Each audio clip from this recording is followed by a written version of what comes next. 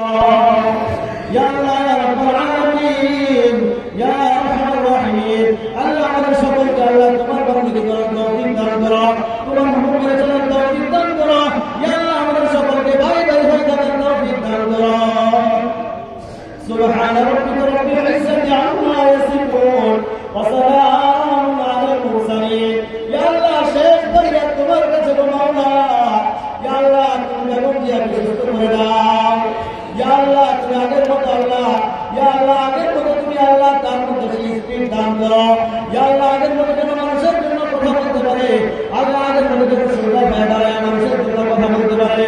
ইয়া আল্লাহ বুক টান করে যেন আল্লাহ জালেমের বিরুদ্ধে, অত্যাচারের বিরুদ্ধে, আল্লাহ ইন্ডিয়ার বিরুদ্ধে, আল্লাহ বাংলাদেশের স্বাধীনতার বিরুদ্ধে যারা রয়েছে তাদের বিরুদ্ধে কথা বলার সেই তৌফিক দান করো।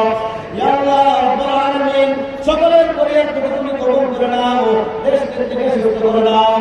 সুবহান রাব্বিকা রাব্বিল ইজ্জাতি আম্মা ইয়াসিফুন ওয়া সালামুন আলাল মুরসালিন।